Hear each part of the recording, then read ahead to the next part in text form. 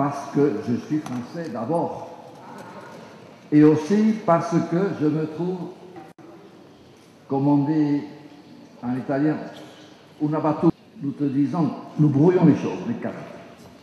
Donc, liberté, égalité, fraternité, c'est aussi bien napolitain qu'équadorien ou français.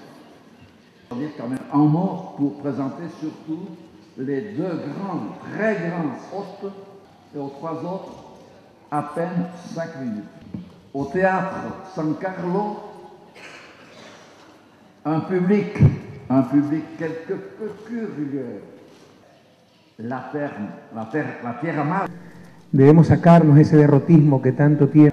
Por supuesto hay varias fuentes de violencia, pero en América Latina se tiene que atacar la cuestión social para eliminar la violencia, eso es claro. La naturaleza de la violencia humana, analizada en la perspectiva evolucionista, ha sido motivo de profundos estudios, desde Darwin hasta Lorenz, y recientes estudios de etología han dado resultados controversiales por figurar en los mismos temas como la herencia genética, que daría como resultado una agresividad natural. Sin embargo, el definir como violencia solamente esa violencia explícita es un reduccionismo muy grave, sobre todo para América Latina.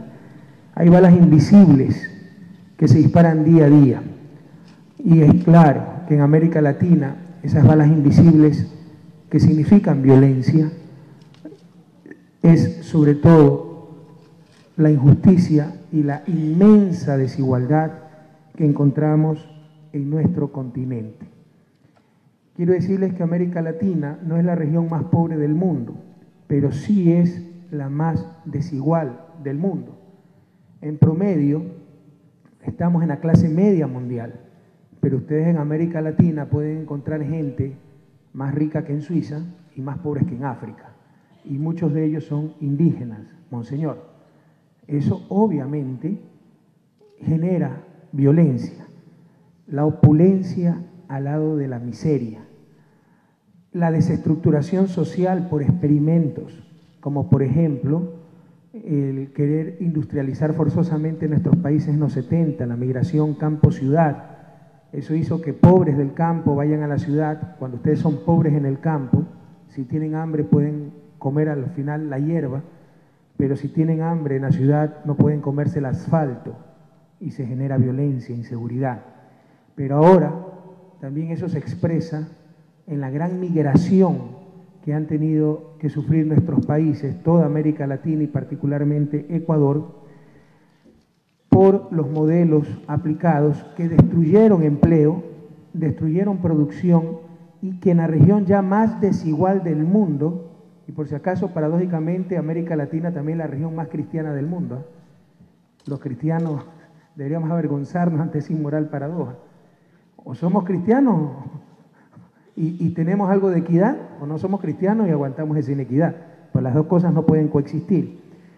Las políticas que se aplicaron en los últimos años, sobre todo las llamadas políticas neoliberales, lo que hicieron fue acrecentar esa desigualdad. Si ustedes ven los indicadores de desigualdad, lo que tienen los grupos más poderosos aumenta, lo que tienen los grupos más vulnerables, los más pobres, disminuye en el reparto de la riqueza social. Y eso pues obviamente genera violencia. Es decir, queremos hablar aquí no solo esa violencia explícita, sino esa violencia de los sistemas, de los estados. Queremos insistir en esta ocasión algo que ya dijimos el día de ayer a propósito del modo que son abordados en algunos países, por ejemplo, nuestros emigrantes, otra forma de violencia. Para nosotros no existe tal cosa como seres humanos ilegales, sino prácticas ilegales, y entre ellas las peores son el racismo y la xenofobia. ¿Cómo podemos negar que no sea violencia, por ejemplo, lo que hasta hace pocas semanas ocurrió en Bélgica, país donde estudié, país donde es mi esposa, país donde son mitad mis hijos? Un mes estuvo prisionera una mujer ecuatoriana con su hija de 11 años. Personas inofensivas, por el contrario, productivas, aportantes a la riqueza de ese país, pero por el delito de no tener papeles se las encarceló un mes y hoy están en proceso de expulsión. Esas cosas también son formas de violencia. Es decir, América Latina no solo sufre la violencia del crimen organizado, que lo tenemos, violencia a individuos desadaptados, sufre permanentemente, cotidianamente, violencias sistémicas, violencias sociales dentro y fuera de la región.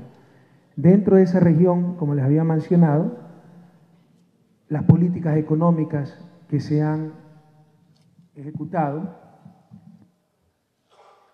en los últimos años.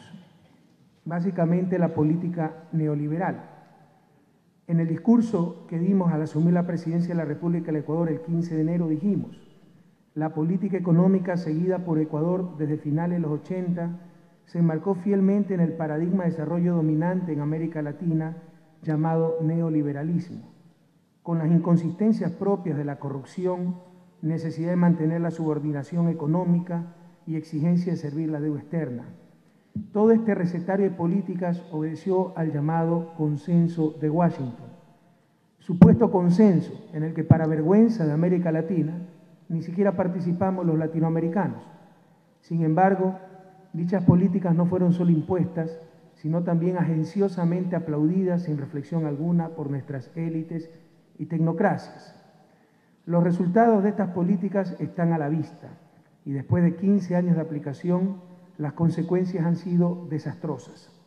El Ecuador apenas ha crecido en términos per cápita en los últimos 3 lustros, la inequidad ha aumentado y el desempleo se ha duplicado con relación a las cifras de inicio de los 90, pese a la masiva emigración de compatriotas ocurrida en los últimos años. Ese fue el panorama que heredamos en un país como Ecuador y que refleja básicamente lo que ocurrió en toda América Latina durante la larga y triste noche neoliberal. Y bajo esas condiciones, la violencia social subyace y se expresa de múltiples maneras. ¿Hay acaso mayor expresión de la violencia que la pobreza y el sometimiento de las mayorías a la miseria extrema y a la falta de oportunidades?